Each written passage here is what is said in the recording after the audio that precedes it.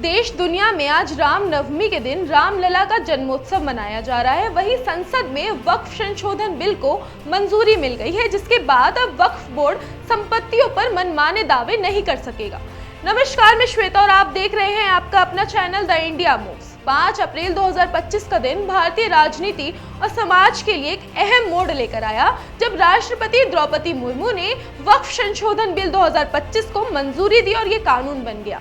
ये बिल भारतीय संसद में गहरी बहस और संघर्ष का कारण बना, क्योंकि इसका उद्देश्य वक्फ संपत्तियों के प्रबंधन में सुधार करना था। लेकिन इसके साथ ही इस बिल ने कई विवादों को जन्म दिया। राज्यसभा में इस बिल पर करीब 14 घंटे तक बहस चली, जिसमें सत्ता पक्ष और विपक्ष के बीच तीखी नोकझोंक हुई। आखिरकार 128 वोटों के पक्ष में और 95 वोटों के विरोध में इस बिल को पास किया गया। इससे पहले लोकसभा में भी 12 घंटे तक बहस हुई थी, जिसमें 288 सांसदों ने इस बिल के पक्ष में वोट दिया था, जबकि 232 सांसद इसके खिलाफ थे। बिल के समर्थन में सरकार का कहना था कि यह अल्पसंख्यक समुदाय के लिए ऐतिहासिक सुधार है और इससे वक्फ संपत्तियों के प्रबंधन में पारदर्शिता आएगी। लेकिन विपक्षी दलों ने इसे मुस्लिम विरोधी और असंवैधानिक करार दिया। उनका आरोप था कि यह बिल वक्फ संपत्तियों पर मनमाने प्रतिबंध लगाता है, जिससे मुस्लिम समुदाय की धार्मिक आजादी कमजोर होती है।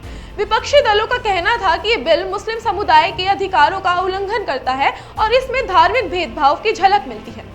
कांग्रेस के सांसद मोहम्मद जावेद और एआईएमआईएम के अध्यक्ष ओवैसी ने इसे संविधान का उल्लंघन बताते हुए सुप्रीम कोर्ट में इस बिल की वैधता को चुनौती दी और इसे मुसलमानों पर हमला बताते हुए लोकसभा में बिल की कॉपी फाड़ दी थी।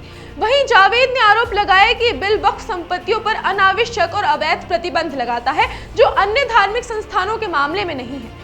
ओवैसी ने इस बिल को मुस्लिमों के खिलाफ शत्रुतापूर्ण भेदभाव बताते हुए कहा कि इसे पारित करके सरकार ने मुस्लिम समुदाय की धार्मिक और सांस्कृतिक पहचान को कमजोर करने की कोशिश की है। इसके अलावा आम आदमी पार्टी के विधायक अमानतुल्लाह खान ने भी इसे संविधान के अनुच्छेद 14, 15, 21, 25, 26, 29 और 30 और 300A के तहत मौलिक अधिकारों का उल्लंघन बता दिया।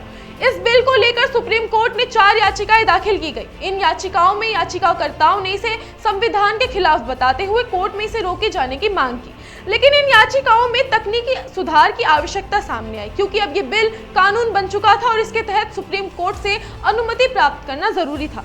इस बीच All India Muslim Personal Law Board ने भी इसका विरोध किया और पूरे देश में इसके खिलाफ अभियान चलाने की घोषणा की। AIMPLB का कहना था कि ये कानून मुसलमानों की धार्मिक स्वतंत्रता को खतरे में डालता है और इसके खिलाफ शांतिपूर्ण प्रदर्शन किए जाएंगे। गृह मंत्री अमित शाह ने इस बिल के समर्थन में लोकसभा में कहा कि ये संसद द्वारा पारित किया गया कानून है और इसे सभी को मानना पड़ेगा। उनका आरोप था कि यदि कांग्रेस ने 2013 में वक्फ कानूनों को कठोर नहीं बनाया होता तो आज इस संशोधन की जरूरत नहीं पड़ती। शाह ने इस बिल को मुसलमानों के फायदे के लिए बताया और कहा कि बिल वक्फ संपत्तियों के पारदर्शी प्रबंधन को सुनिश्चित करेगा।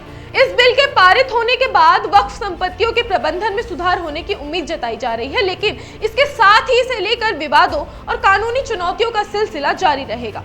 वक्फ संशोधन बिल 2025 ने भारतीय राजनीति और समाज को एक नई दिशा दी है, लेकिन इसके साथ ही कई सवाल भी खड़े किए हैं, जो भविष्य में और गहरे राजनीतिक और कानूनी संघर्ष को जन्म दे सकते हैं।